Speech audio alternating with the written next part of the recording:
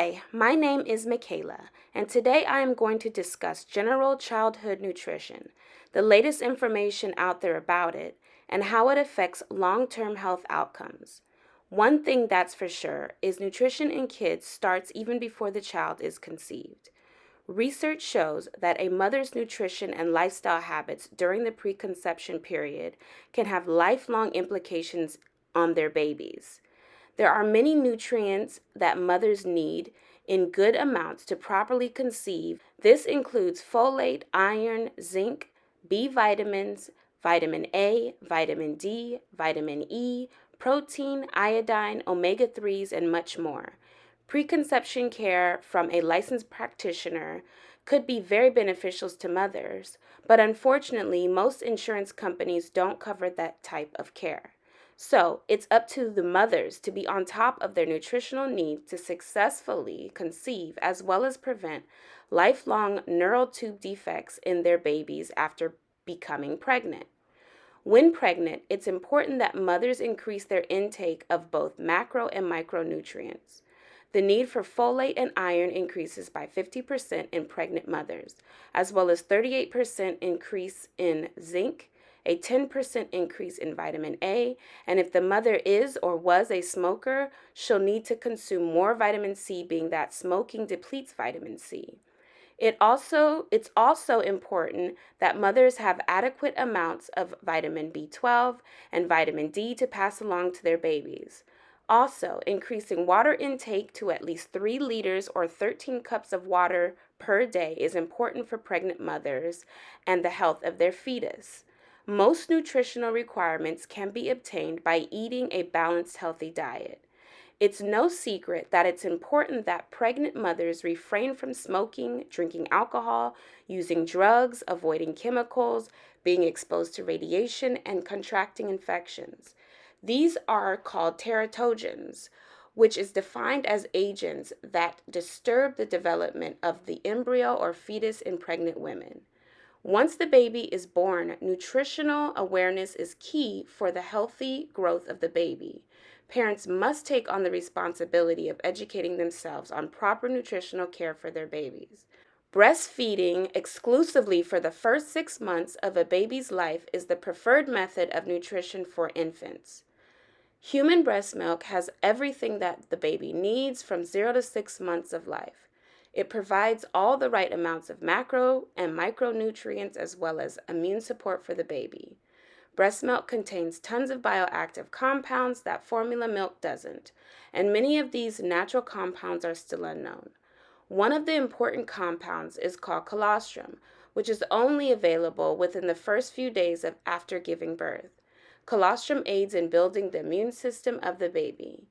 Other oligosaccharides or complex sugars found in breast milk act as prebiotics and antibacterial.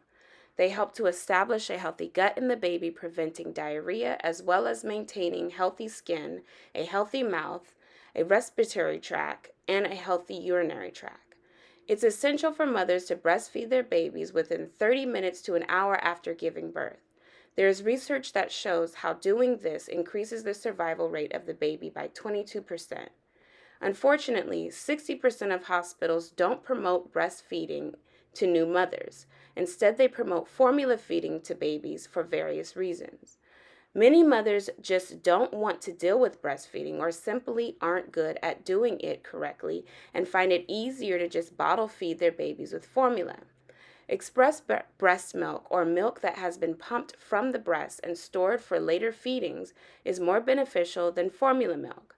Formula-fed babies tend to be bigger than breastfed babies, possibly due to getting more formula than they really need. They also tend to have higher rates of colic and obesity. Formula can be expensive and inconvenient. However, in some cases, it's the only option. Babies need more than double the number of vitamins and minerals for their size compared to adults.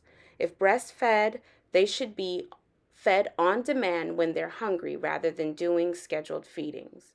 It's now recommended that babies start eating solid foods around 4 to 6 months old along with breast milk. At this time, it is also recommended that babies be introduced in small amounts to main food allergens like peanuts and eggs. Studies have shown that by waiting to introduce allergenic foods, like by even just 10 months old, tends to increase the risk of food allergies later in life. As time goes on, the constituents in breast milk change along with the needs of the baby. Babies experience rapid growth in the first year of life. Infants will double in size by the end of 6 months and triple in size by the end of 12 months. At the end of 12 months, weight gain begins to slow down and there is no significant growth spurt, not again till they reach their teenage years. Parents should practice healthy eating habits along with their kids. According to the 2020-2025 Dietary Guidelines for Americans, children aged 2 and up should be eating a majority whole foods plant-based diet, which includes healthy fats, proteins, and whole grains.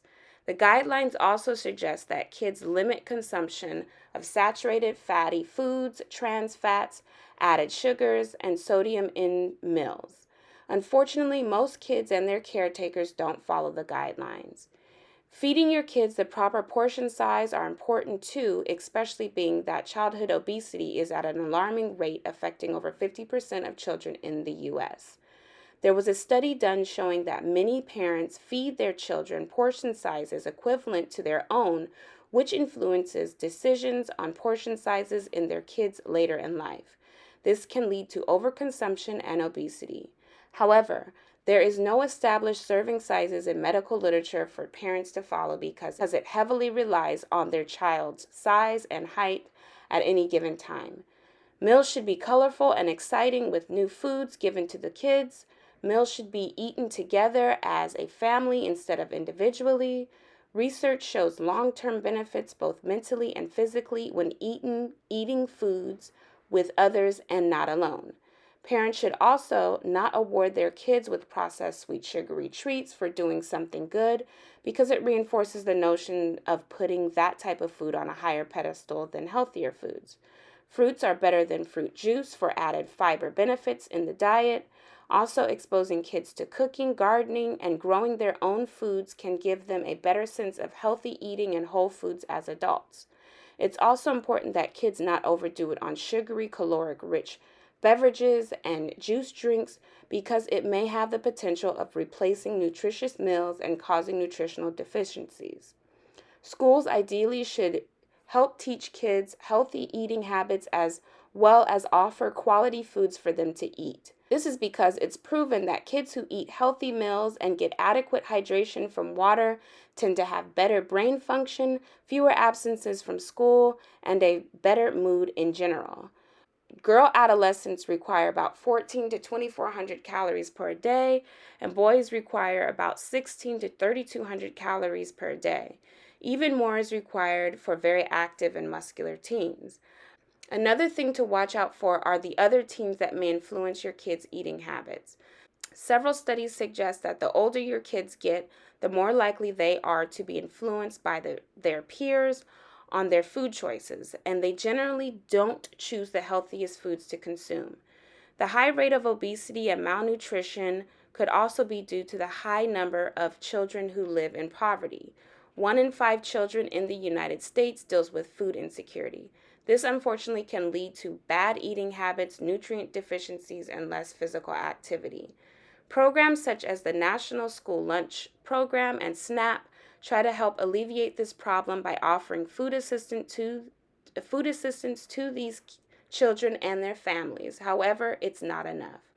From the 40.6 million people who are on the SNAP food stamp program in this country, 30% are children between the ages of 5 and 17. Nutrition starting from preconception all the way through adolescence and into adulthood heavily influences behaviors practiced in adulthood as well as health outcomes. Nutrition from a young age plays a huge role in the development of long-term health patterns such as ADHD, metabolic disorders, obesity, malnutrition, behavioral programs, anxiety issues, depression, gut issues, food sensitivities, cancer, iron deficiency, and even the development of autism. Making sure kids get adequate amounts of nutrients is key throughout the various stages of growth. Daily exercise and movement are also extremely important for growing healthy kids.